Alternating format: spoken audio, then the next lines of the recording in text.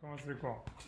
Donc voilà, donc c'est un cours. Donc, je ne sais pas quoi dire sur ce cours. En fait, bien que en fait, ça a été intitulé Le sexe est-il mort, que c'est bon, c'est simplement un titre aguicheur. Mais en réalité, pour moi, le but de ce cours, pour moi, c'est un cours très important à faire. Et je vais expliquer pourquoi. C'est parce qu'en réalité, donc, la mitzvah d'étudier la Torah, dans la Torah telle qu'elle est enseignée, c'est plus, tel que c'est marqué dans la Torah, c'est marqué tu enseigneras la Torah à tes enfants. Et donc en fait, l'idée c'est qu'il y a toujours un, comment dire, un fossé, alors, en anglais on dit un gap entre les générations.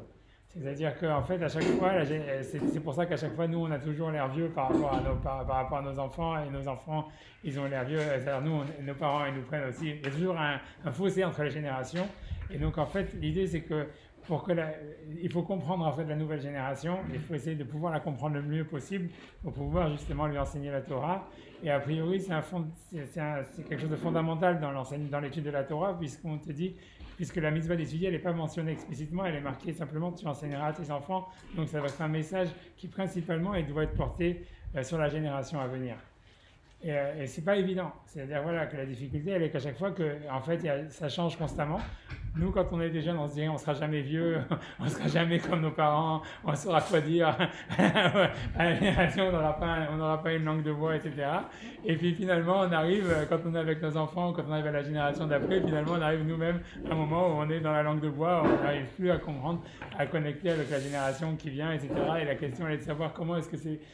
Voilà, donc la question, c'est ça le challenge, c'est ça la difficulté, c'est de savoir comment est-ce qu'on peut vraiment connecter avec la génération, c'est-à-dire avec le monde, qu'est-ce qui est en train de se passer en fait. Vraiment, ce que je veux dans ce cours-là, c'est plutôt d'essayer d'expliquer, pas d'expliquer parce que je pense que celui qui arrivera à trouver la solution, il aura compris, tu vois tout, mais on ne trouvera jamais la solution, mais c'est d'essayer en fait d'ouvrir des lignes de réflexion pour savoir qu'est-ce qui est en train de se passer aujourd'hui, vers quoi le monde en fait, qu'est-ce qui est en train d'évoluer en fait. Dans la génération à venir, dans la nouvelle génération, et qui fait justement, qui fait qu'en fait, pour nous, ça veut dire qu'il faut adapter le langage de la Torah, mais qu'en fait, il faut traduire la Torah à nouveau pour essayer, pour qu'elle puisse parler en fait à la nouvelle génération, pour qu'elle puisse avoir un sens pour le monde, dans le monde moderne. Et voilà. Et si vous voulez, même pour dire un truc, une blague, pas une blague, mais ça, je n'ai pas de blague, hein, je vous dis franchement, je suis pas mais c'est parce que, je veux vous dire, en fait, pour donner une anecdote, une histoire vraie, tu vois, en fait, qui montrerait vraiment bien le sujet du cours et pourquoi, en fait, ça s'appelle aussi Le sexe est-il mort, etc. C'est parce que je me rappelle qu'une fois, c'est une histoire vraie, hein, j'étais avec un vieux rave, enfin, un rave plus âgé que moi, marocain, etc., vraiment de l'ancienne école, etc. Et bon, il avait ses élèves avec lui, etc., machin, blabla. Et ils voyaient, en fait, tu vois, donc ils sont passés, tu vois, devant c'est des teenagers, comment dire, des adolescents. Et ils sont passés devant des filles, tu vois, ou devant des photos en plus de filles, etc., qui étaient à moitié dénudées et tout ça, et puis ils n'ont pas regardé. Alors il m'a dit, waouh, c'est des tzadikim, tu vois, regarde, etc. Et moi, je les connaissais, les élèves, et moi, je savais qu'en fait, ils avaient des tendances homosexuelles. Alors, il me dit, ok, c'est des tzadikim, tu vois. Et voilà, le problème, il est, tu vois, qu'en fait, voilà, on peut passer complètement, en fait, à l'ouest, parce que justement, lui, pour lui, en fait, comme lui, tu vois, c'est un Marocain macho, etc., pour lui, c'était ça tout lié de Serrara, c'était ça tout le truc sur lequel il y avait un enjeu, c'était ça le truc machin. Et en fait, qu'il ne comprenait pas que dans la nouvelle génération, maintenant, on était parti complètement dans un autre truc. Dans un autre système, dans un autre comment dire, dialogue, vraiment dans d'autres dynamiques, dans des autres, voilà, des autres problèmes. Et en fait, il faut en fait, l'idée, elle est vraiment que c'est super important d'essayer de comprendre, tu vois, quels sont les problèmes, etc. Donc, voilà, moi je vais simplement commencer par une idée, ça veut dire, avant même de citer peut-être Rav Shimon Shkop, qui viendra après, mais l'idée pour moi, en fait, c'est parti d'une question aussi d'un de mes élèves. Et un de mes élèves, voilà, parce que moi j'ai des élèves qui viennent vraiment, et il m'a toujours demandé cette question quand il parlait en fait sur le mouvement, tu vois, de la gay pride et tous ces machins-là, ça veut dire de l'homosexualité, de tout comment disons, comment c'est envisagé aujourd'hui. Une des choses qu'il a toujours demandé, il me demandait toujours, il me disait, mais comment est-ce qu'un fantasme sexuel, ça peut devenir une revendication identitaire? Et c'est une très très grande question. C'est-à-dire, pour expliquer l'histoire, c'est comme ça. Donnons un exemple. Tu vois, je veux dire, je prends un exemple. Je m'excuse de parler directement, de parler du but en blanc, etc., et d'être très concis. Mais si on prend un exemple, disons que voilà, moi, j'aime les pâtes au fromage. Et tu vois, donc voilà, j'aime les pâtes au fromage. Et moi, je suis content, tu vois, pour moi, on va dire que je vais faire le club de ceux qui aiment les pâtes au fromage. Mais à partir de là, de passer à une étape en disant, voilà, moi je me revendique et je m'identifie en tant qu'un type qui aime les pâtes au fromage, et c'est ça en fait ce que je suis, c'est comme ça en fait que je me présente, tu vois, dans la société. Et je veux que voilà qu'on mette des petits dessins par terre quand on traverse la rue, des petites pâtes au fromage, et qu'il y ait des bars aussi qui ont des drapeaux avec des pâtes au fromage, parce que si quelqu'un n'aime pas les pâtes au fromage, en fait, moi je pense que c'est ce qu'il a été brainwash, il a été, comment dire, on lui a lavé les cerveaux pendant des décennies que les pâtes au fromage c'était pas bon, alors qu'en fait les pâtes au fromage, ouais, c'est très bon, tu vois. Mais je pense que je considère qu'ils étaient opprimés. Oui, c'est ça, ça n'a jamais été interdit les pâtes au fromage. Si les mangeurs de pâtes au fromage étaient opprimés, alors effectivement, Ouais, ils mais auraient ouais. être revendiqués comme identité. C'est pas vrai, au fond, c'est ça, c'est Vous le pouvez dit. comparer ça plus aux Noirs, par exemple, qui revendiquent leur identité de Noirs, par exemple. Ça veut dire, voilà. Mais moi, à mon avis, c'est pas comme ça que ça fonctionne. C'est-à-dire que l'idée, elle est pas. Ça veut dire que la revendication identitaire, elle vient pas en réaction à une oppression. La preuve, c'est que d'ailleurs, l'oppression, elle n'existe plus, elle n'existe pas. Va-t-on savoir si elle n'a jamais existé. Mais ça veut dire, elle n'a jamais existé. Va-t-on savoir si elle a existé? C'est comme l'oppression, c'est la revendication identitaire. Sous les nazis, Je vais continuer, j'excuse, je sais que tu as toujours plein de choses à dire, mais laisse-moi quand même placer une. Tu vois, parce que ça me coupe dans mon truc. Je suis obligé de truquer, tu vois. Pour moi, la vérité, l'histoire, c'est de savoir. En fait, l'homosexualité, on va dire, si on la prend telle qu'elle, c'est une pratique sexuelle. Disons que quelqu'un, il aime la sodomie, quelque chose comme ça. On voit pas, ok, on peut dire que si on n'est pas religieux, ou si on n'a pas de. Disons que si on prend une optique complètement athée, il n'y a rien de honteux là-dedans. Mais de là, revendiquer ça comme une identité, c'est quelque chose d'étrange. Voilà. Et je pense que c'est bizarre. Ça veut dire. Donc, qu'est-ce que ça veut dire cette histoire-là? Moi, je pense que c'est une question sur laquelle tu vois, il faut réfléchir. C'est une question de base sur laquelle il faut réfléchir et qui explique d'une manière plus générale. C'est pas quelque chose, en fait, à mon avis, qu'il faut limiter à la réflexion sur l'homosexualité, mais c'est une réflexion qu'on peut étendre même, par exemple, au mouvement du Baal Tshuva qu'il y a aujourd'hui. C'est-à-dire qu'aujourd'hui, les gens aussi se revendiquent comme juifs. Et c'est la même chose, c'est-à-dire que c'est une revendication identitaire, alors que normalement, là, on va dire que le rapport à Dieu, etc., ça devrait être quelque chose, en fait, qui est, on va dire, une pratique religieuse, etc., quelle qu'elle soit, mais qui ne devrait pas, en fait, devenir une revendication à travers laquelle je me définis. Pourquoi c'est devenu maintenant une revendication identitaire? Et non, voilà, et cette question, elle est en fait, elle est générale. Maintenant, voilà, ça, je laisse la question en suspens pour 2 minutes, pas longtemps. Et je vais simplement, tu vois, pour expliquer la réponse, pour avancer la réponse, je vais quand même citer, voilà, je commence la première citation que je ramène, c'est un texte de Rav Shimon Shkop. Rav Shimon Shkop, c'était un rav d'avant la guerre, et en fait, dans son introduction, il a une manière de penser spécifique qui est à lui, mais en fait, il a une introduction dans laquelle, en fait, il commence à poser une question bizarre, en fait, étrange, qui est intéressante. Je sais pas, j'ai traduit en français, vraiment c'est mon français à moi. Je sais pas où. Moi je lis, ou si quelqu'un il y en a qui veut lire, ou je lis moi. On fait quoi? on va dire. Allez, c'est bon comme ça, je peux voir, même si je peux boire que de l'eau. Allez, vas-y, ouais. Et voilà. Il semble a priori que l'amour de soi et l'amour des autres sont contradictoires. Pourtant, il faut trouver un point de jonction entre ces deux amours, vu que la Torah nous recommande ces deux amours. Pour cela, il apparaît qu'il faille clarifier et vérifier la perception du moi. Car c'est cette perception qui permet de distinguer les différents niveaux de moralité chez les êtres humains. Il se trouve que l'homme le plus bas perçoit son moi uniquement dans la perception des désirs de son corps. L'homme plus élevé spirituellement perçoit son moi comme le désir de son corps et ceux de son âme. Celui qui est encore plus élevé arrive à inclure dans la perception de son moi le désir de sa famille, mais celui qui veut suivre le chemin de la Torah doit inclure dans la perception de son moi tous les enfants d'Israël. Voilà, j'ai pas fini. Ok, voilà, c'est la grosse modo, merci beaucoup. Voilà, donc ça, c'est la traduction de Rav Shimon Shkop. Rav Shimon Shkop, donc, dans son introduction sur le Shai Yosher, il pose une contradiction, il demande comment est-ce que Dieu il peut demander à quelqu'un de s'aimer lui-même et en même temps d'aimer les autres. Il dit a priori, si on s'aime soi-même, a priori, on s'aime plus que les autres, et donc les deux amours sont contradictoires. Et donc voilà, Shimon Shkop, et là, je vous dis franchement, cette introduction, elle explique vraiment toute la manière de réfléchir de Shimon Shkop dans tout le livre. Ça veut dire, c'est ce qu'il dit, et ben c'est simple, tu mets un sac et tu mets tout dans le même sac. Ça veut dire, il dit, voilà, en fait, donc en fait, oui, c'est bien, il suffit en fait simplement d'élargir la perception du moi à quelque chose de plus grand. Donc il va dire, en fait, si j'arrive à introduire dans ma perception de mon identité, non seulement moi, mais les autres, donc en fait, je peux m'aimer moi et les autres. Après, il dit, bon, maintenant, donc il va commencer à détailler en fait les différents niveaux de perception de soi. Il dit, voilà, on peut se voir comme étant, le premier niveau, c'est de voir simplement ses pulsions animales comme étant soi. Ensuite, il dit, on peut élargir sa perception de son soi en cherchant aussi à assouvir ses pulsions religieuses ou ses pulsions spirituelles, qui sont reconnues comme une partie du soi.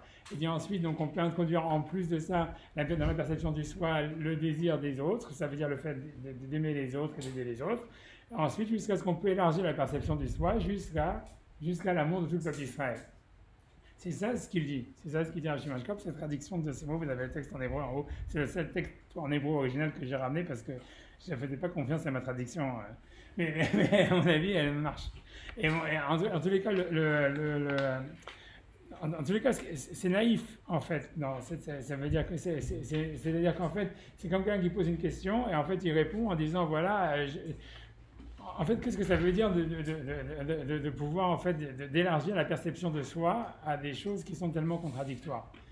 Pour expliquer la réponse et ce qui explique toute l'histoire et qui à mon avis vraiment c'est le point principal de ce que je veux dire et qui explique vraiment le changement de ce qui se passe à l'ère moderne, c'est en réalité c'est que Shimon Shkop, quand il dit ça, en fait, il veut dire que la perception de soi-même, c'est en fait un tissu de contradictions. Et ces contradictions, en fait, elles sont assumées. C'est-à-dire qu'il est d'accord qu'en fait, quelqu'un, il va s'aimer soi-même. Quand il pose sa question, donc, comment on peut s'aimer soi-même et aimer les autres, comment ça peut se conjuguer, etc. Et après, il dit, ben voilà, on n'a qu'à mettre les autres dans soi-même. Il est d'accord qu'en fond, ça veut dire qu'il y aura toujours des degrés, en fait, de qu'est-ce que c'est soi-même, qu'est-ce que c'est les autres, et que ça va créer, en fait, des tensions morales à l'intérieur de la personne qui sont difficiles à résoudre, presque insolubles. Mais en fait, c'est justement à travers ces contradictions, à travers cette tension insoluble, que le moi existe. Ça veut dire que le moi, il existe à travers des tensions et des contradictions insolubles que l'homme, en fait, il choisit de gérer comme il veut, comme il peut. Ce qui se passe, tu vois, maintenant, pour expliquer, pour répondre pour revenir au point premier sur lequel je voulais parler, c'est ce qui se passe aujourd'hui, en réalité, dans le monde moderne, dans le XXIe siècle, avec les revendications identitaires, c'est qu'en fait, on ne veut plus, en fait, c'est pour ça que je parlais du sexe qui est mort, c'est quand on va revendiquer une identité sexuelle, c'est une manière en fait de ne plus avoir à la gérer soi-même. Ça veut dire maintenant, mon corps, le sexe, c'est plus une affaire personnelle, c'est pas une contradiction que je dois gérer moi-même qui fait partie de moi, c'est quelque chose qui fait partie de l'espace public, que c'est la société qui doit prendre en charge. Et c'est vrai en fait, c'est vrai dans toute la manière. Ça veut dire, pour expliquer même avec la religion, c'est la même chose. C'est à partir du moment où quelqu'un il va dire voilà, je mets l'équipage, je porte une barbe, je mets un chapeau. Ça veut dire parce que voilà, quand j'avais annoncé ce cours, je sais pas, allez, j'avais cité des personnes parce qu'après je reçois des lawsuits. Mais ça veut dire qu'en fait, elle m'a dit oui, mais comment tu veux dire le sexe est mort? Ça baise. Je suis d'accord que ça baise, mais c'est comme tu vas dire maintenant, ça prie, ça étudie. Oui, mais c'est pas je baise, c'est pas je prie et j'étudie. C'est ça baise, ça prie, ça étudie. Ça veut dire que la chose, elle est prise, elle devient. Ça veut dire que comme si quelqu'un va à la synagogue, etc., et qu'en fait on fait la tefila b'tzibour, etc., ça veut dire on devient le spectateur soi-même d'une sorte. Ça veut dire on est extériorisé d'une certaine manière de son corps, et en fait on assiste en même temps demi-spectateur, demi-acteur à la prière. Et c'est exactement, et si on va, tout ce qu'on va faire en public et tout ce qu'on va revendiquer comme une identité, qui est exactement ça, c'est ça le processus en fait de l'âge moderne, qui est en fait de revendiquer des identités, c'est une manière en fait de ne pas prendre en charge des problèmes qui avant étaient de la sphère de la personne, ça veut dire du privé. C'est-à-dire que ça rentre dans l'espace public, et ça devient pris en charge par le groupe, ça doit être pris en charge par le groupe. C'est-à-dire, donc ça explique, ça répond à la question de cet élève, c'est-à-dire que l'idée, à mon avis, la raison pour laquelle une pratique sexuelle, comme le fait de manger les pâtes au fromage, ça peut devenir une identité, et maintenant tout va devenir une identité, comme une pratique religieuse, et tout est maintenant revendication identitaire, c'est parce que c'est une manière vraiment complètement à l'opposé de Rav Shimon Shkop, où chez Rav Shimon Shkop, il préconise en fait, si tu veux, une sorte de moi qui gigantesque, et de moi qui cherche à s'agrandir en incluant de plus en plus de choses. Au contraire, en fait, on est en train de créer des moi qui se rétractent et qui s'extériorisent même de leur propre corps de la personne. Et donc, c'est vrai au niveau de la religion, ça veut dire qui devient maintenant une revendication identitaire, donc quelque chose qui fait partie de l'espace public, donc où la personne elle-même, elle s'extériorise de cette pratique. C'est vrai maintenant au niveau de la pratique sexuelle. Et si jamais un jour on veut faire l'identité de ceux qui se mangent des pâtes au fromage, je vous ai dit qu'aux États-Unis, ça existe déjà plus ou moins. Ça veut dire que maintenant, les gros sont considérés comme une minorité ethnique, et on se revendique comme gros, et on peut donc attaquer en justice son patron si jamais on pense qu'on a été, parce qu'on a été gros. Donc maintenant, donc même le rapport à la nourriture maintenant, ça devient aussi une identité. Tout devient maintenant une identité. Et c'est une manière en fait justement de s'extérioriser par rapport à ça. Et donc c'est quelque chose d'extraordinaire si on veut. Ça veut dire que le mouvement par rapport à la psychologie, à la psychologie habituelle, qui était justement en fait à chaque fois toute la psychanalyse, toute la psychiatrie, on va dire. Ça veut dire voilà, parce que pour parler de la psychologie, j'ai pas envie de parler de la psychologie qui, elle, s'adapte très bien là-dedans, mais en tous les cas, par rapport à la psychanalyse et par rapport en tous les cas à la psychiatrie, c'est quelque chose qui est révolutionnaire, c'est quelque chose qui fait en fait, si tu veux, comme les outils habituels qu'on avait l'habitude d'utiliser, ils marchent plus. Tu comprends? Puisque, en fait, à la base, si tu veux, et même et aussi au niveau moral, c'est la même chose. C'est-à-dire qu'au niveau moral, les outils comme Rav Shimon Shkop, si on veut, c'est exactement la manière morale habituelle, c'est d'expliquer en fait, il y a des dialogues intérieurs, il y a des contradictions intérieures qu'il faut gérer, et à partir de là, en fait, la personne, elle se construit. Alors qu'aujourd'hui, on sort vraiment complètement de ce système. Et il faut comprendre que c'est quelque chose qui est très comme sorte de révolution. J'ai voulu citer, tu vois, comme exemple aussi, par exemple, tu vois, dans la génération même des années 50, quand on pense à Mauriac, à Gide ou à Proust, qui avaient des tendances homosexuelles, mais qui ont gardé, qui n'ont pas voulu les extérioriser, qui n'ont jamais fait de cette revendication identitaire, et au contraire, toute leur œuvre, elle est basée justement sur la manière de gérer ces problèmes. Et à partir de là, ils ont créé leur identité, leur personne, etc. Et aujourd'hui, c'est plus du tout possible. C'est-à-dire qu'aujourd'hui, quelqu'un qui va dire que quelqu'un va faire de ça une revendication identitaire, ça sort de lui et ça ne veut plus rien dire. Au fond, ce qui est très, j'ai pas envie de m'allonger sur le mouvement queer et tous ces machins-là, mais ce qui est intéressant, c'est que tous ces mouvements-là, ils tuent la sexualité. Ça veut dire qu'ils n'ont plus rien à dire sur la sexualité une fois qu'ils l'ont affirmée en tant qu'identité ou en tant que mouvement de pensée ou quoi que ce soit. Ça devient un mouvement, ça devient quelque chose. Voilà. Comme le monde orthodoxe aujourd'hui, c'est-à-dire c'est identifiable au mouvement des Baalei Teshuva, au mouvement des orthodoxes aujourd'hui. Donc c'est pas quelque chose, tu vois, voilà, simplement à dire. C'est une autre manière d'envisager l'individu. Voilà. Gérer ces contradictions, Ouais. c'est pas une frustration. Aujourd'hui, ils ne veulent plus être frustrés, ils veulent affirmer ça de manière ouverte et ils ne veulent plus gérer ce genre de conflit intérieur, quoi. Je ne crois pas que c'est une frustration. Tu vois, je pense que tu prends ça veut dire, c'est pas clairement, ça peut être au contraire, c'est une manière en fait justement, si tu veux, dans la manière ancienne qu'on avait comme tu dis, de gérer les frustrations, ça devenait en fait ça devenait une sorte d'essence de soi, ça devenait en fait un but dans la vie. J'ai donné l'exemple de Proust, de Gide, de Mauriac, mais on va voir même dans la Gemara la même chose. C'est-à-dire que c'était ça ce qui faisait que, en fait, on pouvait. Ça ne demandait pas d'être. C'était pas une frustration, c'était la manière d'exister. Si tu veux. Parce qu'en fait, le rapport au groupe était différent. Si tu veux, pour expliquer, c'est que ça, c'est une des premières idées, c'est que le rapport au groupe a complètement changé. Le rapport au groupe a complètement changé, le rapport à l'individu a complètement changé. Voilà, et ça, c'est une chose simple à dire, mais voilà, mais c'est ça la première chose à constater. La deuxième chose à constater, avant que je continue en fait cette histoire-là, c'est pour continuer à ça, c'est l'erreur en fait aussi des philosophes postmodernes, qui est intéressante à voir et qui est aujourd'hui criante.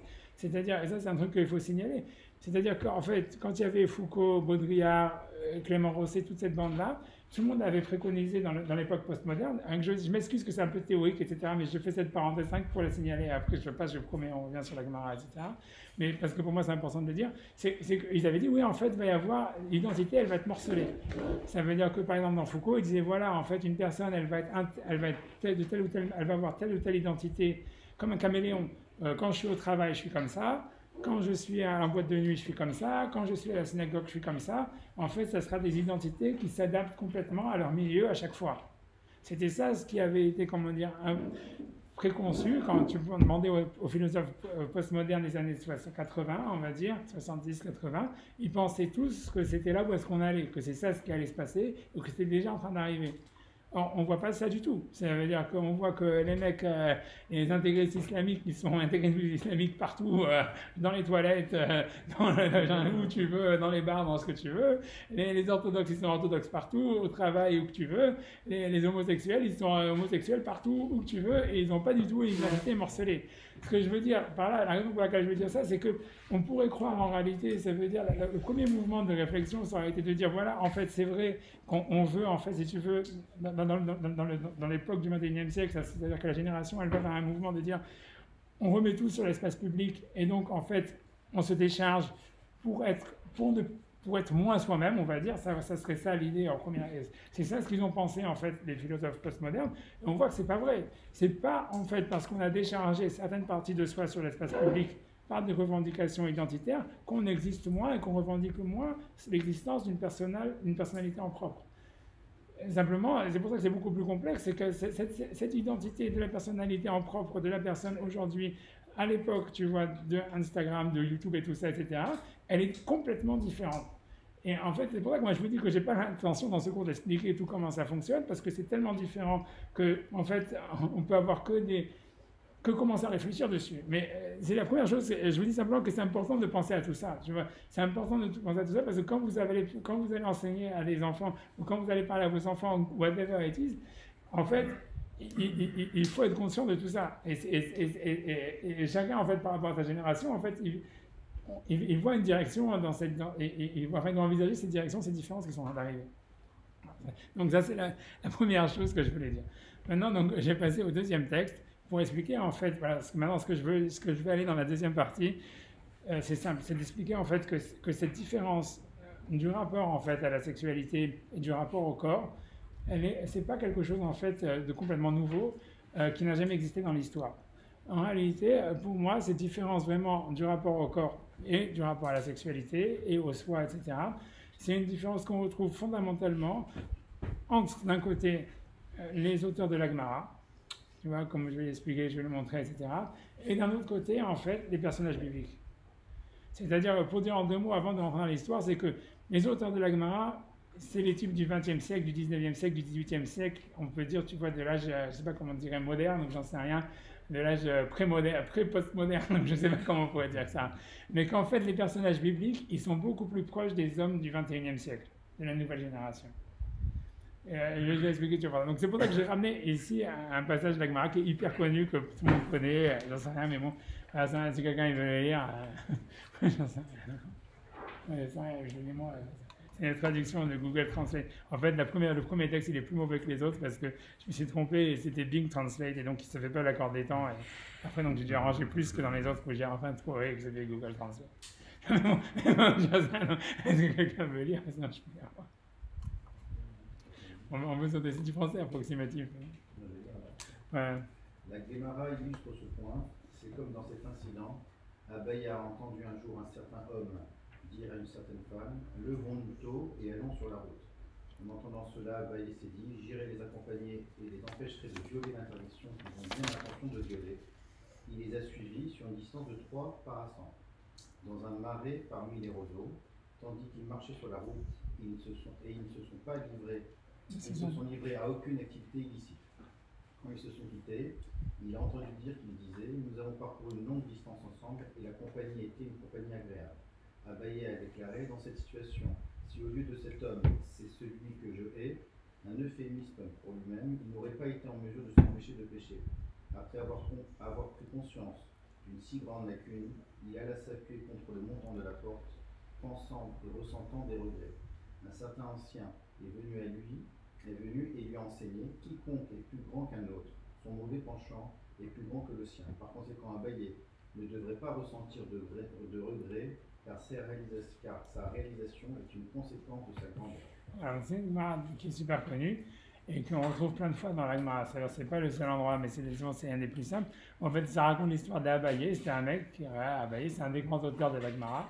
Et en fait, et donc il y avait un homme et une femme qui allaient marcher ensemble, a priori, où ils étaient, en tous les cas, ils ne devaient pas être mariés ensemble parce que sinon il n'aurait pas eu d'histoire, mais ils étaient chacun mariés à quelqu'un d'autre différent, on n'en sait rien.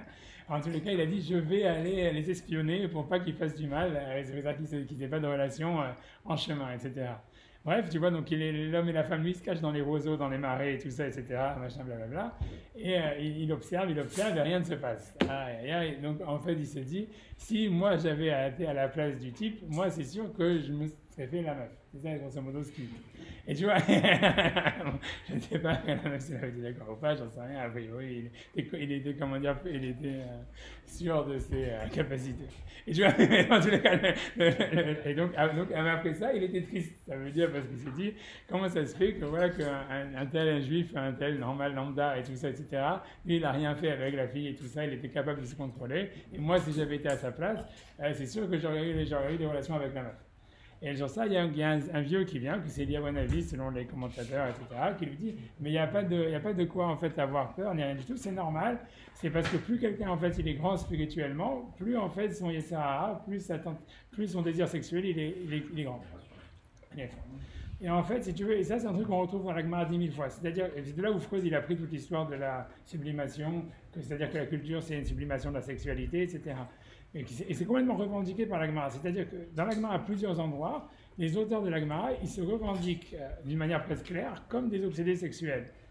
Des obsédés sexuels refoulés, mais des obsédés sexuels quand même. Et à travers, ça veut dire, c'est pour eux, cette obsession sexuelle, c'est quelque chose en fait qui est une cause de grandeur. Ça veut dire, c'est pas le refoulement. Non, mais c'est pas moi qui l'ai écrit, je vous dis franchement, il y a plein d'autres textes de la Gemara encore pire que ça. Parce que ça, c'est moins graphique, mais il y a des textes plus graphiques où les mecs ils parlent de la taille de leur sexe et tout ça, et que pour eux, en fait, tu vois, c'est plus leur sexe il est grand, plus ils sont forts et compagnie. Ça veut dire, il y a un truc, ça veut dire, il y a une revendication claire, tu vois, à travers les passages de la Gemara, en tant qu'obsédé sexuel refoulé, mais comme étant, à travers ce refoulement de la sexualité, la cause de la grandeur.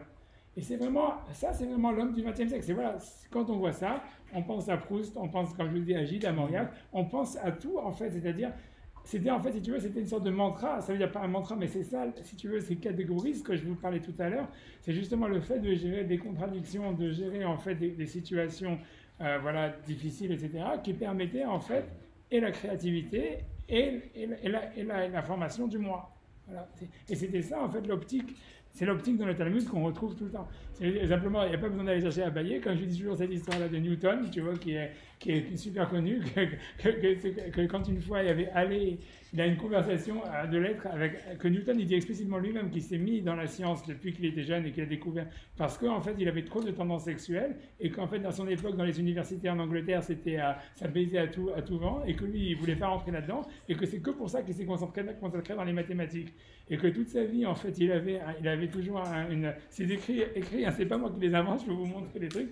Quand il est dans une conversation avec Ali, parce qu'Ali était tellement nul par rapport à lui, quand il essayait justement de lui expliquer justement les calculs pour comment le mouvement de la comète de Halley, et Newton il était exaspéré par le fait que le type il était tellement nul c'est-à-dire que surtout il manquait de concision pour exprimer ses théories mathématiques parce qu'en fait il n'avait pas justement l'algèbre newtonien pour expliquer, donc quand tu écris ça prend des pages et des pages même pour des trucs et donc en fait et Newton il lui dit dans la lettre, il lui dit quand je lis tes lettres ça me donne vraiment envie d'aller voir des prostituées, et alors c'est marqué comme ça, et elle lui dit mais pourquoi, mais qu'est-ce que ça veut dire, elle lui dit mais parce que t'es tellement nul, moi je suis obligé d'être concentré tout le temps dans les mathématiques justement pour pas penser aux femmes, mais ton écriture elle est tellement lente que j'arrive plus à me concentrer et je pense, tu vois.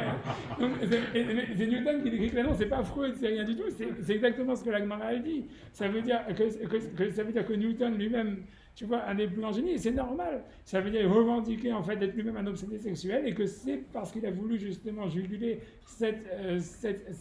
justement ça, qu'il arrivait à la créativité et que c'était ça en fait qui formait son génie. Exactement comme Abaye, il le dit qu'Abaye est considéré comme un des plus grands génies du Talmud. Ça veut dire, même si on dit la halakha comme Rava, Abaye était plus fort. Donc c'est la même chose, c'est-à-dire que la créativité, elle était revendiquée comme une sorte de frustration, on peut dire, sublimation de la sexualité et comme étant justement à travers quoi l'homme, il pouvait justement se créer. Contrairement, voilà, Et ce mouvement-là, qu'on retrouve chez les non-juifs aussi, et que c'est l'opposé aujourd'hui de faire un coming out ou de dire, tu vois, de revendiquer une identité sexuelle. Puisqu'en fait, en revendiquant l'identité sexuelle, on fait en fait, si tu veux, on se décharge en fait de cette tension qu'il devrait y avoir justement avec le corps, etc., en disant, maintenant c'est la société qui s'en occupe. Comme exactement la même manière que de faire des styles extérieurs de religion, c'est une manière de se décharger en fait de son rapport avec Dieu. Parce qu'on dit maintenant, tu vois, ça a pris, etc. Et j'ai pas dit que je critique ni l'un ni l'autre, ça veut dire, mais simplement, je vais simplement expliquer comment ça fonctionne. Tu vois. Maintenant, maintenant, pour expliquer le deuxième passage que j'ai ramené, c'est une Gemara dans Yevamot qui est aussi super connue, où la Gemara, en fait, la Gemara dans Yevamot, quand elle va parler sur les personnages bibliques, elle va dire que eux, par contre, ils étaient complètement asexués. Avant de rentrer dans la Gemara, etc., qui parle de ça, c'est une Gemara que j'ai citée 10 milliards fois aussi, qui est super connue. Mais pour expliquer que c'est la Gemara, elle n'a pas besoin de l'inventer, ça veut dire que c'est quelque chose qui apparaît hyper clairement dans les textes quand on lit. Par exemple, c'est-à-dire le fait même, par exemple, que Sarah, elle est mariée avec Abraham pour commencer par le début, et qu'elle dit, bon tiens, voilà, j'ai mon esclave, vas-y, aie des relations avec elle, et comme ça tu auras des enfants pour moi. Si quelqu'un, en fait, il assume son corps, etc., il ne va jamais, si tu veux, échanger. Tu vois, ça veut dire, si quelqu'un a vraiment en fait une sexualité normale et qu'il assume sa sexualité à l'intérieur, pas comme quelque chose qui est justement à l'extérieur de lui-même, il ne va jamais prendre une autre femme pour avoir des relations à sa place. Et c'est quelque chose qu'on retrouve constamment dans la Bible, c'est-à-dire que Rachel, le jour de la nuit de noces, elle va prendre sa sœur qui va pour avoir des relations à sa place. Et ensuite, Jacob, ça ne le dérange pas plus que ça, puisqu'il veut se marier avec la première sœur. Alors que normalement, personne n'aurait voulu faire des choses pareilles. C'est-à-dire, une fois qu'une meuf, elle t'a arnaqué comme ça, ok, disons, tu veux être un sadique et tu ne vas pas divorcer, etc. Parce que mais tu ne vas pas commencer à quand même dire, ouais, c'est pas grave, maintenant j'ai la relation avec la fille initiale, et l'autre a dit d'accord. Et ça veut dire, la relation au corps et la relation à la sexualité, elle est complètement étrangère. C'est-à-dire que la sexualité, en fait, c'est pour ça que je vous disais tout à l'heure que la sexualité, la manière dont on envisage les personnes, en fait, à l'époque biblique, elle est beaucoup plus proche de la personne du 21e siècle.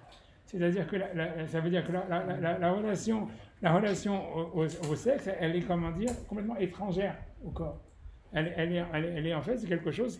Tu vois, ça veut pas dire encore une fois que ça baise pas, ça baise à mort dans la Bible, mais c'est justement ça baise. C'est pas Jacob qui baise, c'est pas Sarah qui baise, c'est ça baise, ça fait des enfants. Et le rapport au groupe, pour expliquer encore une fois un truc qui va donner un hint sur la suite, c'est-à-dire que autant, en fait, on connaît rien de la personnalité réelle d'Abraham, on connaît rien de la personnalité réelle d'Israël. On ne sait même pas, c'est jamais marqué même qu'Abraham y croit en Dieu, dans toute la Torah, c'est jamais marqué, ni même qu'Israël y croit en Dieu, ni quoi que ce soit, on n'en sait rien. Ce qui apparaît par contre, c'est en fait, c'est la dynamique familiale, c'est la dynamique de groupe. Si vous voulez, en fait, si vraiment on réfléchit, on lit vraiment d'une manière objective le texte de la Genèse, etc., ça ressemble beaucoup à un fil Instagram, ça ressemble beaucoup à des pages de Facebook, parce qu'en fait, c'est des tableaux, c'est des images. En fait, ça veut dire la relation au moi, elle est la même. Il y a des moi évidés. C'est parce qu'on ne voit pas de moi, on ne voit pas de personnalité, mais on voit des relations et on voit des dynamiques.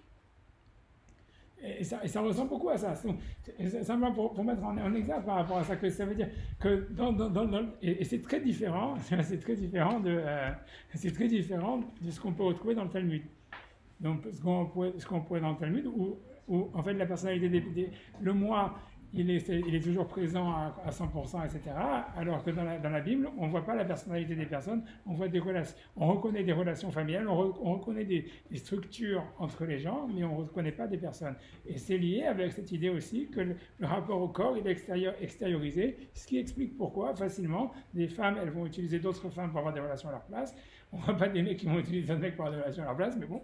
Mais ça veut dire, mais grosso modo, ça veut dire que la relation au sexe, elle est complètement dépersonnalisé. Il n'y a pas non plus on ne sent pas, tu vois comment dire, de violence ou de frustration ou quoi que ce soit dans le rapport à la sexualité dans la Bible.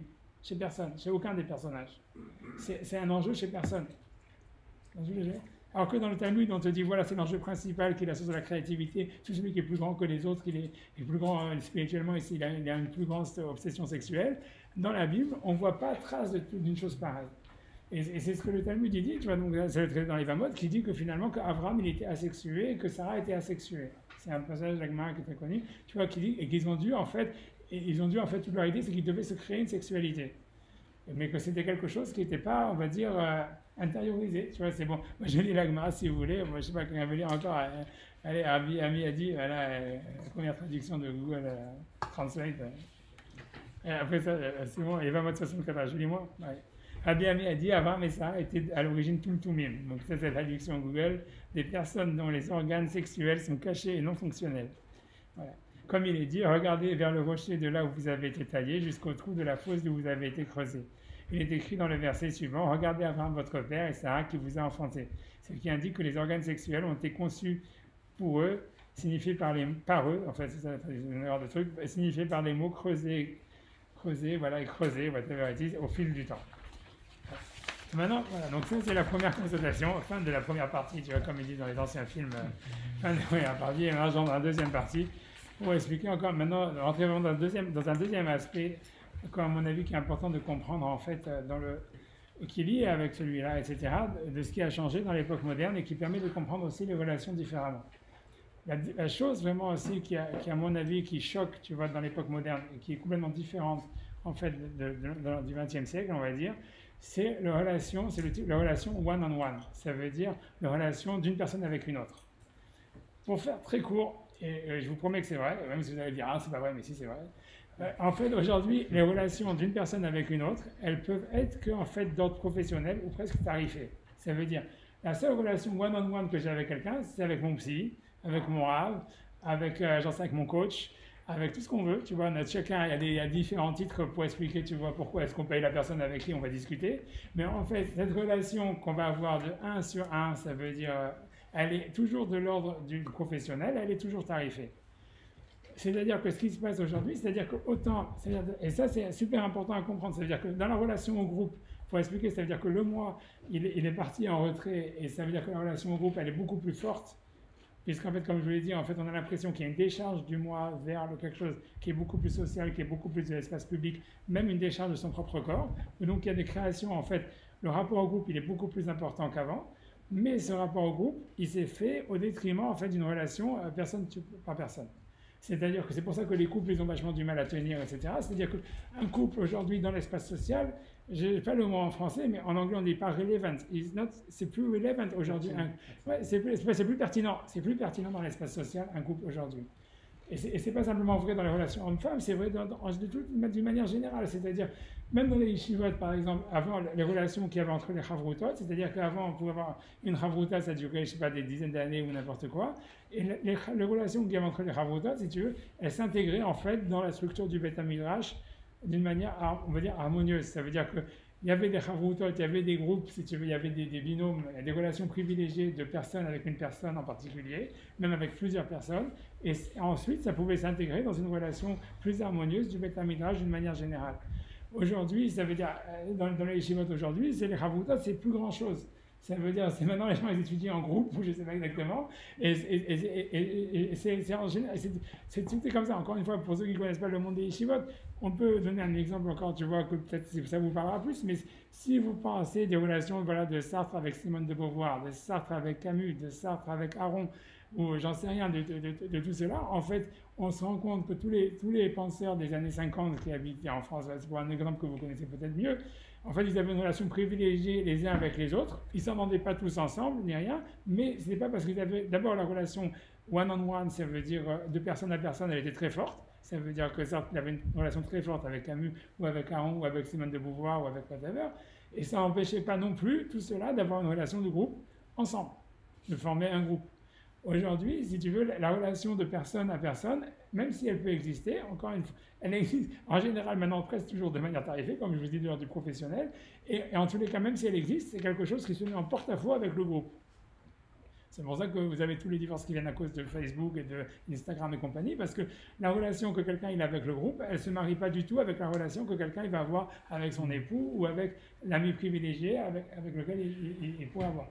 C'est-à-dire, et c'est normal, c'est-à-dire que, c'est pour expliquer, c'est que maintenant ça devient quelque chose, tu vois, donc je fais partie d'un groupe, tu vois, c'est un peu comme Instagram ou j'en sais rien, le groupe qu'on a, Facebook ou whatever it is, et donc là, ça empêche, et aussi du fait que moi je me suis déchargé sur le groupe, ça devient très difficile d'avoir une relation profonde avec une personne en particulier, et d'avoir quelque chose à échanger. Ça veut dire, en fait, ce qui se passe aujourd'hui, c'est que la relation avec une personne en particulier, c'est simplement un type qui vient t'aider. Que ce soit ton coach, que ce soit ton psy, que ce soit ton rabbin, que ce soit ton machin, c'est un type qui vient t'aider. Mais c'est pas un type avec qui tu peux échanger. Parce que justement, du fait qu'on est déchargé de son propre corps, en fait, on n'a plus grand-chose à échanger. On ne peut que demander de l'aide ou donner de l'aide. Mais la relation égal à égal, elle est désagrégée aujourd'hui dans le monde actuel. C'est un truc, voilà, une constatation, tu vois, pour expliquer ça. Maintenant, et c'est le fruit de tout ça, ça veut dire c'est la suite de l'analyse. C'est important, ça veut dire c'est quelque chose à comprendre. Maintenant, si on sort aussi, il y a des textes, tu vois, de la Torah, ça veut dire de la Gemara, etc., de Pirkei Avot, etc., et dans lesquels je vais rentrer, et là encore, il y a une sorte de son de cloche, à savoir, est-ce que c'est bien d'avoir une relation? Comme je vous dis, encore une fois, pour revenir avec le personnage biblique, la même chose. On voit qu'Abraham et Sarah, ils n'ont pas une relation de couple one-on-one incroyable. Ni Yaakov avec ses enfants, etc. Ça veut dire une relation, il n'y a pas de relation il n'y a pas d'amitié réelle entre les gens. Ils font partie d'un groupe, ils ont une dynamique ensemble qui peut amener la kedusha, tout ce qu'on veut, etc. Mais c'est pas une ouverture, tu vois, de personne à personne, d'amitié extraordinaire, tu vois. Parce qu'en fait, justement, les personnages bibliques, ils sont proches de l'époque actuelle, ça veut dire la nouvelle génération, beaucoup plus proche que la période, on va dire, de la Gemara. Ou entrer dans la Gemara, on retrouve des amitiés très fortes entre les gens, des connexions, des gens qui discutent pendant des pages et des pages, et qui sont ensemble pendant des années, quoi. Les relations one-on-one dans le Talmud, c'est la base de tout. Il y a Abaye, il y a Rava, il y a je sais pas quoi, il y a je sais pas, Rava et Rav Yosef, il y a Rav Shechet et Rav Nachman, j'en sais rien, des milliards, ça veut dire, c'est des relations one-on-one, c'est des relations un avec l'autre, c'est des Chavrutot, Rav Yochanan et Resh Lakish, des milliards. Voilà, c'est une exception. Et encore, tu vois, on ne sait pas exactement c'est une exception et on ne sait pas exactement quel était le type. Qu'est-ce qu'ils se disent? Tu vois bien avec l'histoire des flèches, ils se parlent d'une manière imagée, d'une manière, tu vois, très. Ça veut dire, c'est d'accord, ça serait une exception. Ça veut dire les relations, s'il y en a, elles sont exceptionnelles. Et même quand elles sont là, on ne comprend pas, ça veut dire on n'a pas vraiment l'impression, ça veut dire on ne sait pas quelle est la relation vraiment humaine entre qu'est-ce que David il dit sur Jonathan dans l'élégie? Pas grand-chose, qu'il a un bouclier, qu'il a des flèches, qu'il sait se battre, qu'il est courageux, très bien, ok. Si jamais, je sais pas, moi de mes amis, il devait mourir, etc., je pense que j'aurais des choses plus personnelles à dire que ça, tu vois. J'espère, en tous les cas. Ça veut dire, l'élogie de David sur Jonathan, ça fait penser vraiment aux enfants de Johnny Hallyday sur leur père, quoi. C'est dire des trucs que n'importe qui a utilisé sur le journal, il aurait pu le dire, tu vois. Ça veut dire. Non, mais c'est parce que, tu vois, les relations, en fait, personnelles, etc., elles sont. Voilà, c'est difficile, j'ai pas envie d'entrer. Même si elles sont exceptionnelles. Elles sont complètement exceptionnelles. Je dis pas que Abraham n'aimait pas sa femme, je dis pas non plus que Jacob et tout ça n'aimait pas sa femme, etc. Il y a marqué qu'il aimait tout ça. Mais le type de la relation, etc., il n'est pas clair. Comme aujourd'hui, quand des jeunes ils s'aiment, c'est pas clair. Ça veut dire les gens ils vont s'aimer, etc. Ils peuvent n'avoir pratiquement jamais échangé des phrases sensées les uns avec les autres, et pourtant ils sont fous amoureux les uns des autres, et compagnie, etc. C'est comme ça que ça fonctionne. C'est plus le fruit d'une relation. Mais dans la Bible, c'est déjà comme ça. Et c'est pour ça qu'il faut comprendre qu'il ne faut pas jeter la pierre en disant « Ah, c'est la catastrophe, c'est la fin du monde et tout ça ». Non, c'est quelque chose de nouveau, c'est différent, ça a déjà existé, et il faut simplement regarder ça. Simplement, il va falloir, pour ceux qui veulent transmettre la Torah, il va falloir en fait justement s'ouvrir pour essayer d'adapter et de comprendre, tu vois. Et bien que ça nous paraît à nous très bizarre. Et tu vois, mais moi je continue. Mais David et Nathan, ça a l'air d'être une exception. Je n'ai pas dit qu'il n'y a pas de relation humaine dans la Bible, mais en tous les cas, elles ne sont pas claires. Il n'y a pas d'échange réel entre les personnes.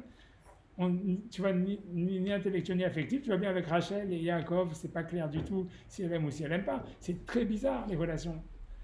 Tu vois, ça veut dire c'est comme des relations Instagram, Facebook aujourd'hui.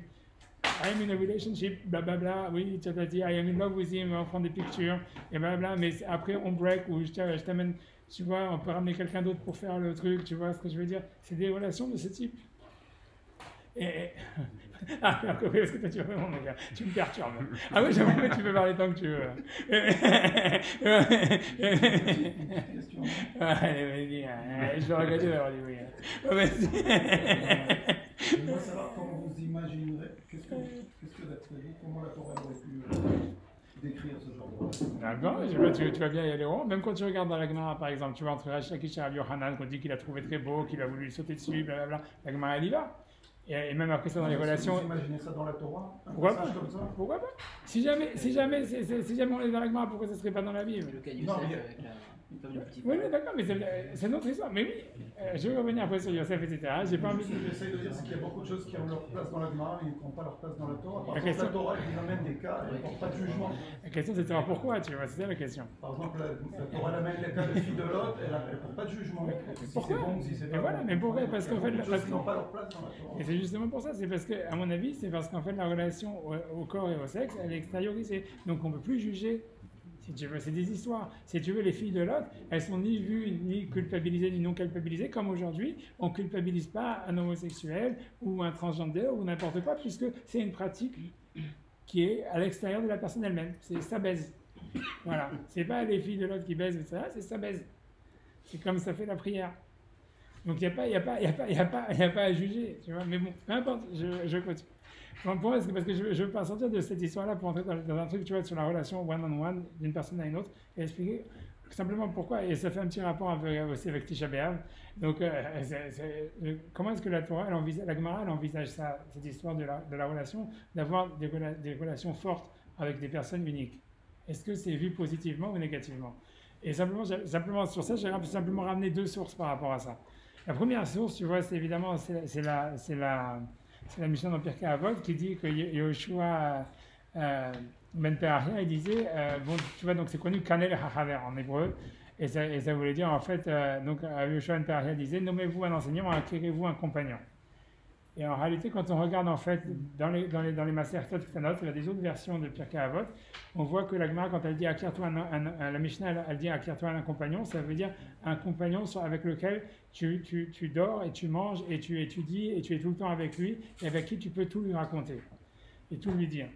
Et en fait, tu vois, comme Maïmonide il va expliquer dans le commentaire des Mishnayot, il va expliquer en réalité que le fait de pouvoir en fait faire confiance à quelqu'un, c'est ça ce qui permet de se faire confiance à soi-même.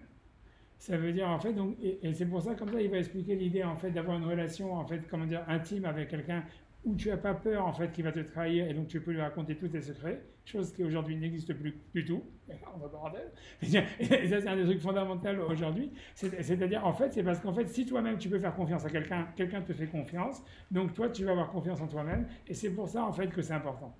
Tu vois, pour être honnête, tu vois, je vous ai traduit, Google Translate a traduit le Rambam, tu vois, mais dans le Perush Mishnayot, et là-bas, en fait, lui-même, parce qu'il va dire, voilà, je lis le texte, comme ça, j'arrête de faire des trucs, tant que, tu vois, donc même il dit, il existe trois types d'amis, un ami pour un bénéfice, un ami pour le plaisir, un ami pour la vertu.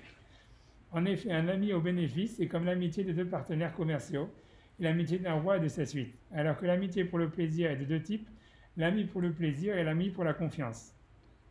En effet, l'ami du plaisir ressemble à l'amitié des hommes et des femmes, il lui ressemble. Ça veut dire, tandis que l'ami pour la confiance est comme un homme, et quand un homme a un ami à qui il peut confier son âme, il ne lui cachera rien, ni en action ni en parole, et lui fera connaître toutes ses affaires, les bonnes et les honteuses, sans crainte de sa part le moindre préjudice qu'il atteindra, ni de lui ni d'autre. Comme quand une personne a un niveau de confiance en un homme, elle trouve un grand plaisir dans ses paroles et dans sa grande amitié. Et un ami pour la vertu, dit troisième type, et quand le désir de tous les deux et leur intention est pour une bonne chose, et c'est le bien, chacun veut être aidé par son ami pour atteindre ce bien pour tous les deux. Dans tous les cas, quand on regarde ça c'est un peu jamais je ne dirais pas, mais quand on regarde en fait les Masertot Ktanot, il y a beaucoup de, quand tu regardes dans la vote de Rabbi Nathan, tous ces machins-là, tu vois, en fait tu vois qu'eux, quand ils veulent expliquer la Mishnah de s'acquérir un ami, c'est le deuxième type d'ami du Kalipar.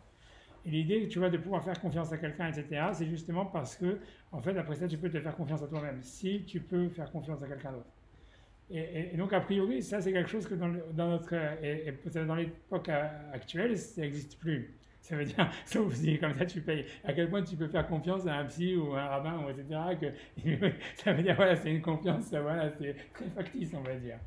Mais ce qui est intéressant, avant de commencer à aller plus loin, c'est que d'un autre côté, il y a un passage d'Agmar justement qui est lié avec Tisha B'Av. Je ne sais pas combien de temps que je parle, moi, je peux le faire, on peut le faire dans les mots, qui est une Agmar hyper connue, cette fois-ci vraiment hyper connue, et qui parle de la destruction du temple, et qui semble selon certains commentateurs, dire exactement le contraire de ce que la Mishnah de Pirkei Avot elle semble dire.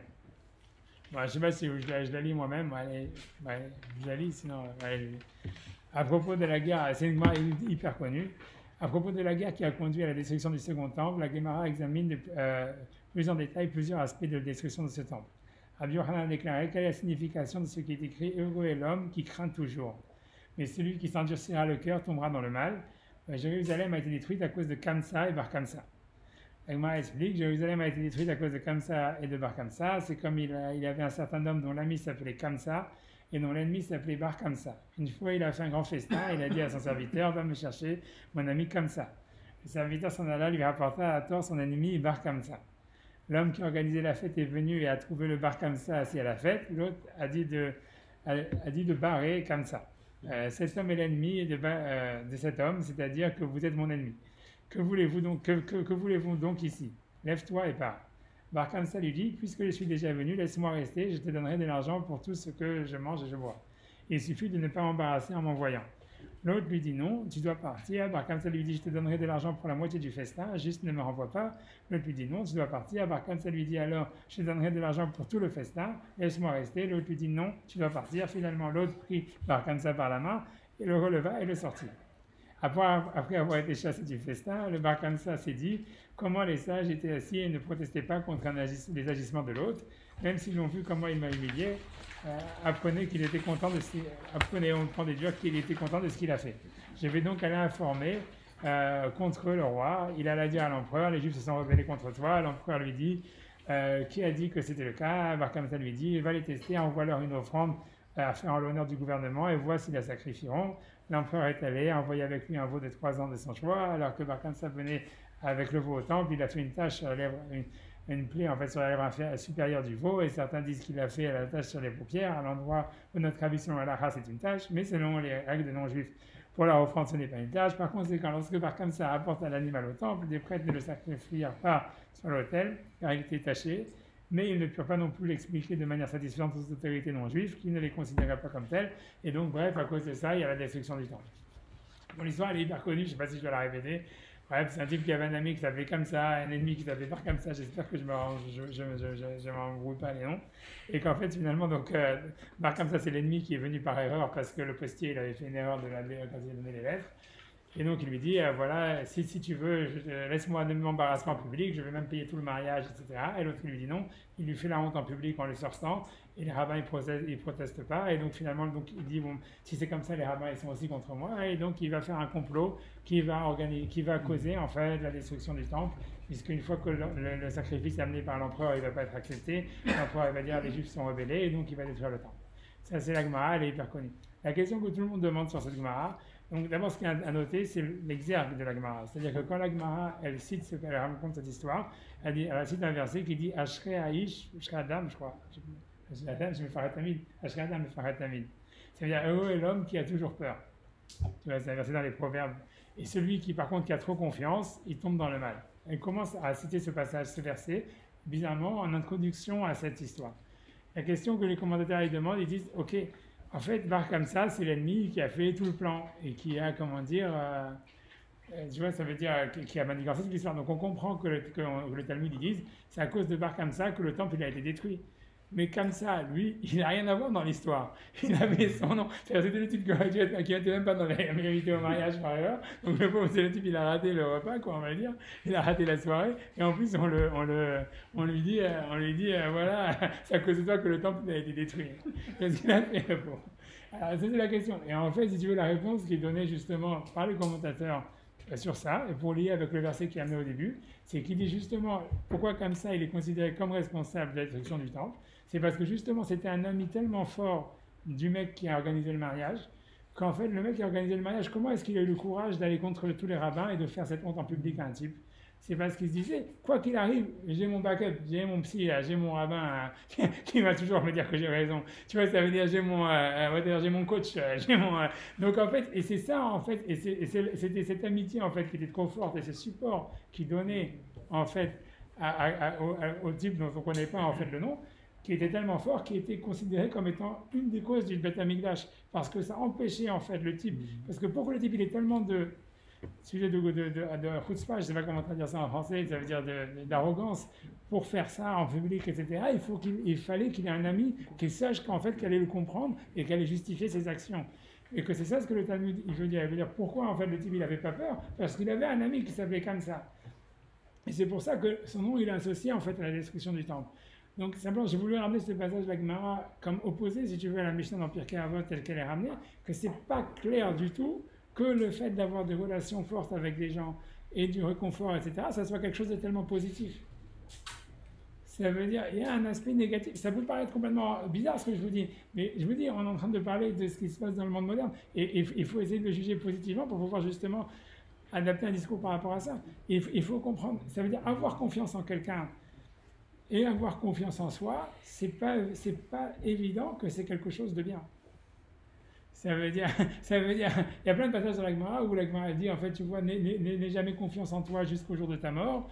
Et toujours, mon rabbi disait, si tu ne dois jamais avoir confiance en toi jusqu'au jour de ta mort, à plus forte raison qu'il ne faut jamais avoir confiance en personne d'autre.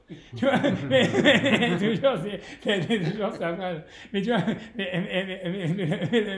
et c'est pas évident que c'est quelque chose de bon. C'est-à-dire qu'aujourd'hui, dans le monde d'Instagram, dans le monde aujourd'hui du business, personne, ou dans le monde tel que c'est aujourd'hui, personne n'a confiance en personne.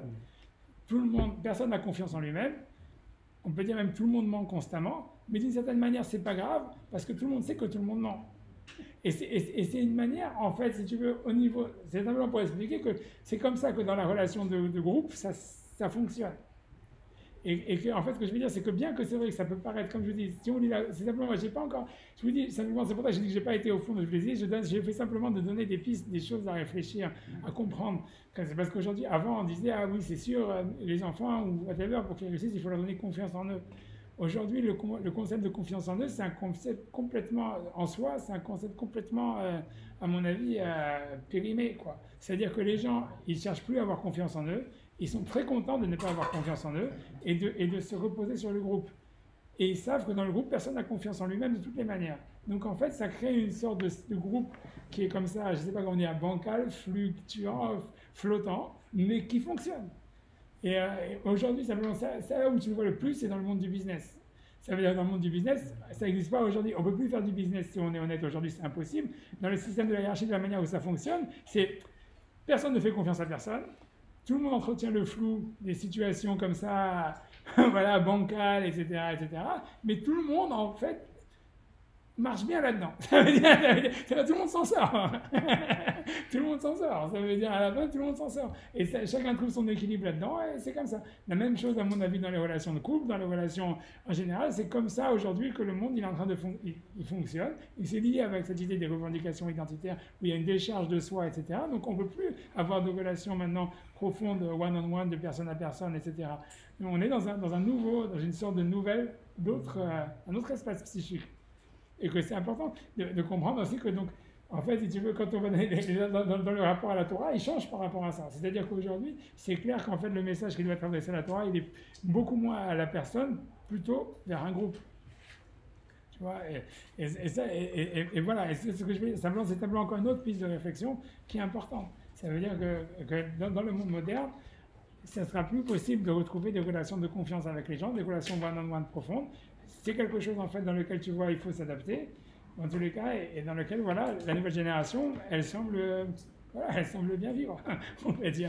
Mais pour nous, ça devient quelque chose, tu vois, ça veut dire il faudra parler du message de la Torah par rapport à ça, et c'est pas évident de comprendre ça. Voilà. Voilà, hop, je passe à la dernière passage, tu vois, pour revenir à la conclusion. Bref,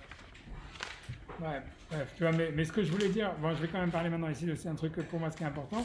C'est que tout ça, pour dire, il faut aussi, on ne peut pas parler de tout ça sans parler évidemment du problème. C'est parce que cette histoire il faut expliquer l'histoire de Kamsa et Bar Kamsa. Il faut savoir que Kamsa en araméen, ça veut dire sauterelle. D'accord ? Et en fait, c'est une allusion en fait, aux explorateurs sur lesquels qui ont dit sur eux-mêmes on était sur nous-mêmes comme des sauterelles. Les Kamsa, on les retrouve plein de fois. C'est aussi quand ils font la guerre avec Og Melech Habashan, c'est les sauterelles qui mangent le rocher, bref. Mais c'est-à-dire qu'en fait, à chaque fois, cette histoire de Kamsa et Bar Kamsa, c'est toujours une allusion, en fait, à l'histoire des explorateurs. Et pour expliquer qu'est-ce que ça veut dire, en quoi c'est une allusion avec cette histoire-là, et c'est pourquoi c'est important de comprendre ça. c'est que ce que ça fait penser, toute cette histoire du monde moderne, tu vois, où c'est des relations comme ça, fluctuantes, où personne n'a confiance à personne, mais tout le monde fait partie d'un groupe, ça fait tout de suite automatiquement penser à deux choses. Ça fait penser, à la vente de Joseph par les frères, et ça fait penser aussi aux explorateurs qui ont fait un groupe, une sorte de complot contre Josué et Caleb.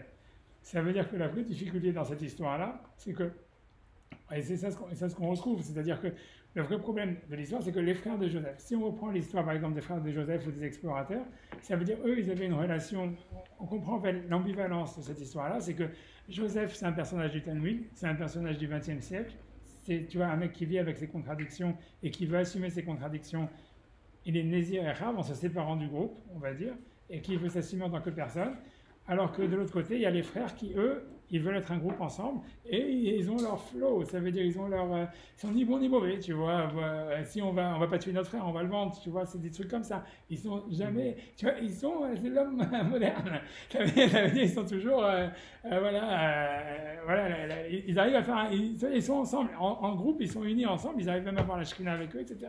Exactement, un peu comme les explorateurs qui sont 10, et qui aussi, tu vois, forment une sorte de groupe entre eux, et qui excluent, en fait... Josué et Caleb, etc., qui essayent de les assassiner selon le Midrash, etc. Et le problème, en fait, pour expliquer le vrai problème qu'il va y avoir avec l'époque moderne, c'est ça. C'est que la personne, ça veut dire que comme on va dans un monde de cohabitation entre d'un côté des types, et on est déjà dans un monde comme ça, en même temps d'un côté des types qui vivent, tu vois, comme les explorateurs ou comme les frères de Yosef, dans ce monde fluctuant, où il n'y a pas de relation, où tout est dans le doute, et qui aiment ces situations de doute, etc., sans avoir un moi défini, tous ces machins-là, tous ces symptômes que j'ai décrits, en fait, ils cohabitent avec des gens du XXe siècle, qui eux sont des Yosef, etc. Et le vrai problème de l'histoire, c'est qu'en général, il va y avoir des tentatives d'assassinat, quoi. Et elles sont déjà là, les tentatives d'assassinat. C'est-à-dire, il y a une difficulté pour la personne qui voudrait vivre, si tu veux, comme à l'époque de la Gemara, comme un type du XXe siècle, dans le XXIe siècle, il va se retrouver complètement en porte-à-faux.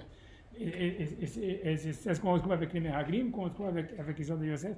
Et ce qui est intéressant dans l'histoire de Yosef, c'est que, et ça, moi, à mon avis, c'est la solution, et c'est un truc super important, c'est que Yosef, quand il voit dans son rêve les 10 tribus qui se prosternent à lui, c'est pas parce qu'il est mégalomane, et c'est justement parce qu'il n'arrive pas à assumer ça. C'est-à-dire que celui, normalement, qui serait de la génération d'avant, on va dire, et qui vivrait comme Yosef, ou qui vivrait comme un personnage de la Gemara, la seule manière avec laquelle il va pouvoir, en fait, vivre avec le groupe, s'il veut rester tel quel, c'est en assumant un leadership. Un leadership qui peut venir que par une certaine violence. Et je veux dire simplement, il faut expliquer aussi, et ça, il faut comprendre cette histoire-là, que la génération dans laquelle on va venir, c'est une génération qui sera beaucoup moins démocratique que celle qu'on a connue, puisqu'en fait, tout est en fait dans le... Et c'est puisque le dialogue n'est plus possible, au fond, les gens ne discutent plus ensemble. Donc en fait, il y aura toujours les relations par rapport au pouvoir, elles vont toujours venir un petit peu comme des dictateurs. On voit déjà ça. Tu as Bibi Netanyahou, tu as, comment il s'appelle en Russie, j'ai oublié son nom, Poutine, tu as Trump, tu as Macron. Ça veut dire, non, mais c'est vrai, tu envoies des flashballs, des machins, il utilise la violence pour assumer le pouvoir. C'est des choses, des relations de violence qui, en fait, c'est pour ça que ça fait penser au fascisme. Il y a quelque chose de très effrayant là-dedans. Et il faut être conscient de ça, mais il faut comprendre, moi je pense qu'il ne faut pas, si tu veux, il ne faut pas, à cause de ce qui est effrayant dedans, il faut pas, on ne peut pas le rejeter. Grosso modo, l'histoire, elle va de cette manière, ça veut dire on bascule vers un monde qui va dans cette direction. À mon avis, c'est pas du fascisme. Il y a quand même, encore une fois, comme je disais tout à l'heure, mais ça veut dire, je m'excuse de lancer des pistes comme ça, etc.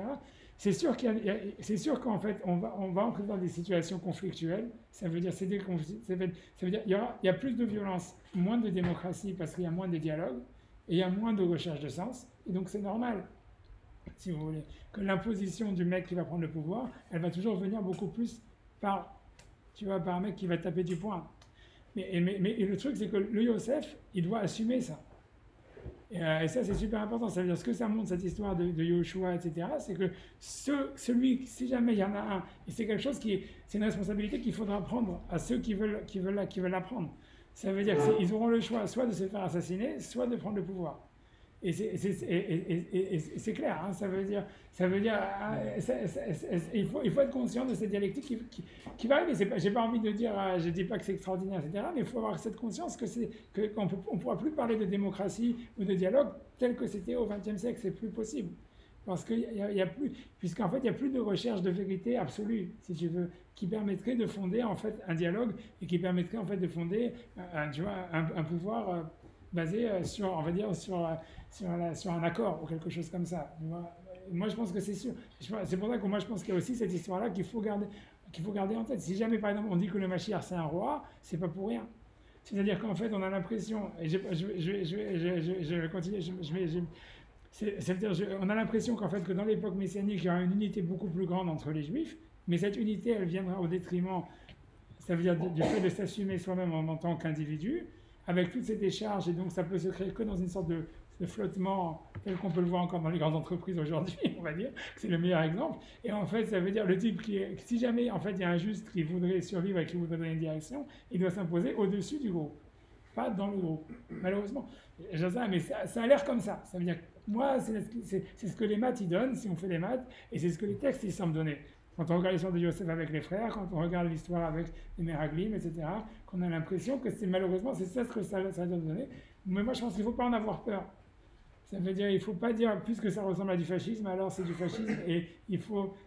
Parce qu'on ne peut pas changer, c'est-à-dire on ne pourra pas changer la donne, on ne va pas pouvoir, en fait, à mon avis, retransformer les gens du 21e siècle en gens du 20e siècle, en personnes du 20e siècle. C'est pas possible. Ça veut dire, la volonté de se décharger de son corps et tout ça, elle est là. Et donc, en fait, maintenant, ça veut dire le nouveau moi, comme on parle vraiment de l'essence de l'identité des personnes qui a changé, et que c'est impossible. On peut pas vraiment, on peut pas essayer de. À mon avis, c'est pas réaliste de penser à vouloir faire marche arrière ou quelque chose comme ça. Et ce que je voulais dire encore une fois, c'est que cette nouvelle personnalité, ce que je voulais dire encore une autre idée, je m'excuse de le dire, c'est que la nouvelle génération, elle va être beaucoup plus proche de la prophétie que de la sagesse. C'est-à-dire que c'est beaucoup plus proche des personnages bibliques où en fait le discours est plus fondé par la raison ou justement par une approche d'une recherche de soi, etc., mais par une sorte de révélation ou des choses pareilles qui viendront, etc., mais en même temps avec une force du groupe beaucoup plus cohérente. C'est-à-dire, simplement, je m'excuse de parler, mais moi je continue, je dis un petit peu ça, mais c'est quand on regarde le monde des Froum aujourd'hui par rapport au monde des Froum d'il y a 20 ans ou d'il y a 30 ans, c'est-à-dire il y a beaucoup plus de cohésion, c'est un monde, en tant que groupe, c'est un monde beaucoup plus fort, beaucoup plus organisé, beaucoup plus, on va dire, je ne sais pas, performant même, on peut dire, en tant que groupe, en tant qu'individu, beaucoup moins. Mais on voit pas, on ne peut pas se dire que c'est une régression. Voilà, c'est ce que je veux dire. C'est quelque chose, tu vois, en fait, que maintenant, c'est sûr que ceux qui voulaient être qui cherchent plus que ça, qui cherchent en fait à se retrouver eux-mêmes, ils ont du mal à cohabiter avec ce monde. Et ça ne va pas s'arranger, quoi. La suite, tu vois, de ça, je continue mon histoire. Moi, je ne sais pas si allez, je continue pour le dernier passage, pour faire un lien aussi encore avec le... Donc, moi, je m'en fous. Je sais pas si je fais dans les mots, parce que je pense que ça va être, tout le monde en a marre. Voilà, on en fait dans les mots. Donc, en fait, pour revenir en fait sur l'histoire messianique, je voulais rappeler, donc, j'ai parlé, pour refaire un lien avec le cours de la semaine dernière, avec la prophétie de Zacharie, où en fait, on parle de l'éloge funèbre qui va être fait à l'époque du Messie. Et en fait, il y a une discussion, moi je le fais dans les mots, une discussion dans la Gemara, de quel éloge funèbre il s'agit. Est-ce que donc ça s'appelle, c'est l'éloge funèbre du Yetzer Hara, qu'en fait dans le Talmud, le Yetzer Hara vraiment c'est 80% celle de la sexualité, ou bien est-ce que c'est l'éloge funèbre du Mashiach, le fils de Yosef? Tu vois, ça veut dire, je vais vous le faire dans les mots, comme ça tu vois, c'est moi aussi connu dans Souka 52. Donc il y a marqué la terre fera l'éloge funèbre, chaque famille séparément, la famille de la maison de David séparément, et leur femme séparément, la famille de la maison de Nathan séparément, et leur femme séparément. À propos de l'éloge de la fin des jours, la Gemara demande quelle est la nature de cet éloge. La Gemara répond, le rabbin d'Ossa et le rabbin sont en désaccord sur ce point. On a dit que cet éloge est pour le Messie Ben Yosef, qui a été tué dans la guerre de Gog et Magog.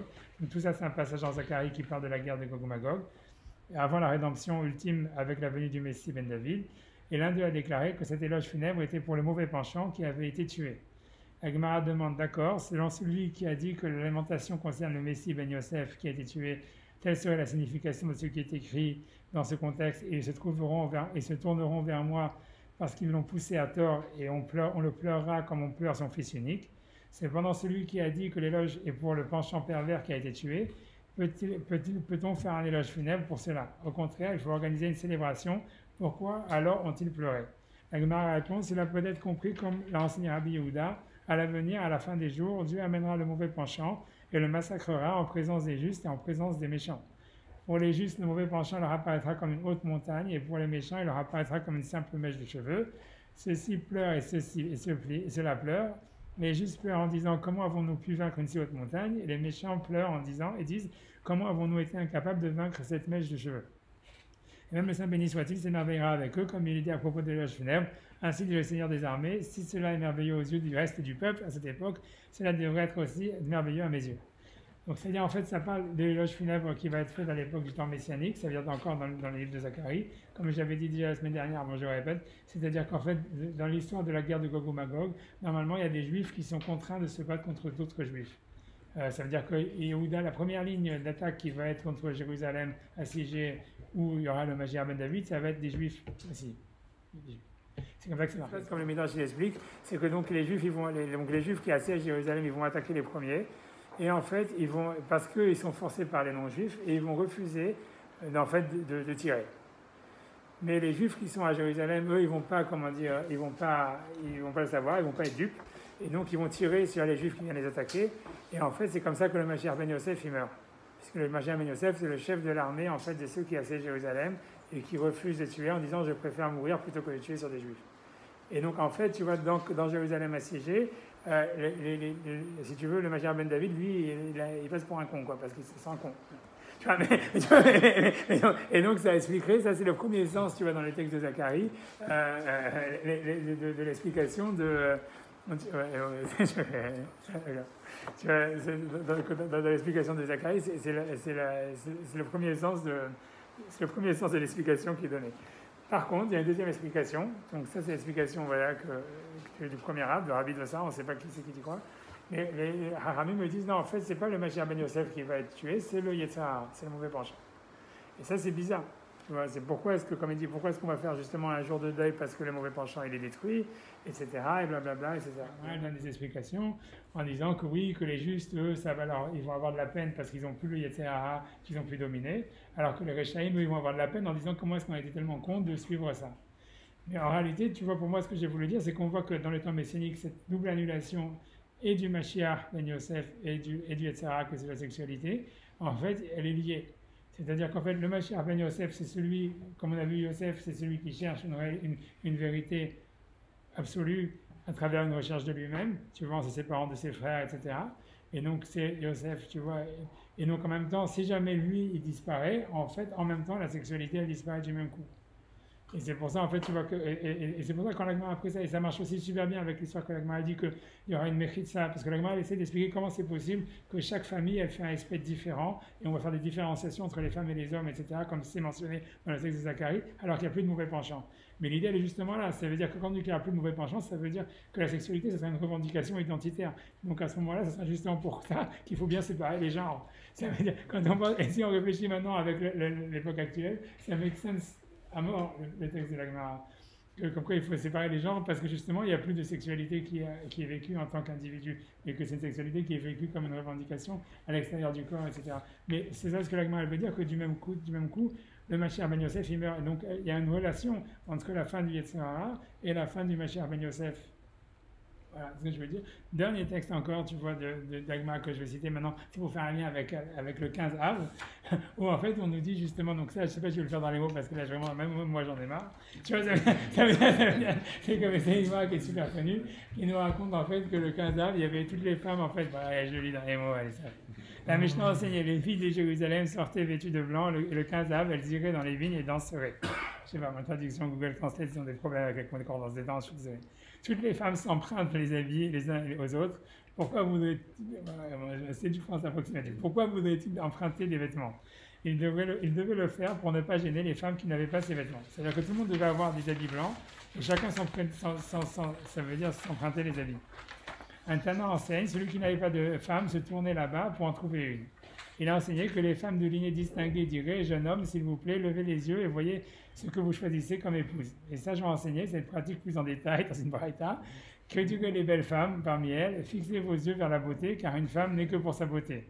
Que diraient ceux de la lignée distinguée parmi eux? Dirigez vos yeux vers la famille, comme une femme n'est que pour les enfants. Si les enfants d'une femme appartiennent à une famille distinguée, ils hériteront de sa lignée. que disaient les plus laides parmi eux, procurez-vous votre achat pour l'amour du ciel, à condition de nous orner de bijoux en or après notre mariage pour nous embellir. Et ce qui m'intéresse, la dernière partie, c'est le traité se termine par une déclaration relative au sujet de la danse. Moula de la ville de Bira a déclaré ce que Rabbi Eliezer avait déclaré à l'avenir, à la fin des jours, Saint béni soit-il organisera une danse des justes. Et il sera assis parmi eux dans le jardin d'Éden. Et chacun des justes désignera Dieu du doigt, comme il est dit, et on dira, ce jour-là, voici notre Dieu, que nous avons entendu pour nous sauver, c'est le Seigneur que nous avons attendu, nous serons heureux, nous nous réjouirons de son salut. Dieu sera révélé afin que chaque juste puisse dire, c'est notre Dieu, comme s'il le pointait du doigt. Mais c'est-à-dire que l'Agmara, en fait, elle met en relation l'idée, en fait, tu vois, ça veut dire les justes dans le Gan Eden, avec ces filles-là, qui s'habillent tous de la même manière, et qui dansent en rond, et que tu vois, en fait, si tu veux, là encore, on voit bien le même concept, la même idée, extériorisation du corps, puisque toutes les femmes, elles sont ensemble, et en fait, les mecs, ils les choisissent, ou elles choisissent leur mec vraiment comme si c'était à marcher aux bestiaux, tu vois, mais qu'en même temps, et donc, en fait, elles sont toutes habillées de la même chose, elles sont toutes vues, en fait, de la même manière, etc. Et on retrouve cette même relation à Dieu, où, en fait, chacun, en fait, il pointe Dieu, mais en tant que groupe, ça veut dire. Et que ça explique encore cette histoire-là, que dans le temps messianique, il y a une annulation de la sexualité, il y a une annulation du tzaddik ben Yosef, ça veut dire de quelqu'un qui aura une relation one-on-one avec Dieu, et plutôt quelque chose, tu vois, en fait, qui serait en fait de l'ordre du circulaire, de l'ordre du groupe. Pour terminer, encore un truc qui n'a rien à voir, mais bon, pas qui n'a rien à voir, mais pour terminer, c'est que voilà, le 15 Av, pour expliquer l'histoire aussi, c'est que le 15 Av, ça veut dire la 15e lettre de l'alphabet, c'est un samer. C'est pour ça que, tu vois, le 15 Av, il dansait en rond et tout ça, parce que le samer, c'est Av, ça fait Aleph Bet, donc tout Béav, le 15e du Aleph Bet, c'est le samer. Et que l'idée, c'est que quand on regarde dans le Midrash, à chaque fois, quand le Gemara, il parle qu'à chaque fois que la lettre samer, elle apparaît, c'est toujours vu comme un truc super négatif. Ça veut dire que la première fois où le samer il est utilisé, c'est quand Dieu il sépare Adam de Ève en Vaïsgor Bassar Tartena. Et là-bas, on dit c'est la première fois où le samer apparaît, et c'est là où le Satan est venu, etc. Et tu vois, donc à mon avis, toute cette histoire-là, de ce que ça veut dire, c'est que c'est le samer, ça symbolise, on va dire, cette relation à Dieu, voilà, qui viendrait à travers le groupe, qui viendrait, voilà, dans un truc flottant, dans un truc, comme on a dit, voilà, où il n'y a pas de confiance en soi, où il n'y a pas de confiance en l'autre, mais où, en fait, il y a des bribes de vérité, il n'y a plus de recherche d'une vérité absolue, mais il y a des bribes de vérité. C'est comme ça aujourd'hui que les gens les étudient. Tu vois, on ne cherche plus à retrouver un secret ou une vérité absolue qui fonderait les autres, mais quand on regarde comment les gens étudient aujourd'hui, c'est simplement, on donne des idées, chacun il donne des idées, comme dans Instagram, comme dans un truc, ou dans Facebook, où chacun il lance son truc, et puis ça fait quelque chose. Et en fait, c'est de cette même manière, en fait, donc c'est en même temps quelque chose de très positif qui est vu comme quelque chose de messianique, en même temps comme quelque chose qui était vu en fait au début dans la création du monde comme quelque chose de négatif. Voilà, c'est tout ce que j'avais à dire. J'en sais rien si whatever.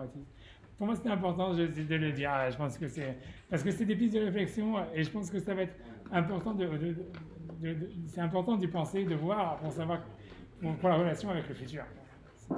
Voilà.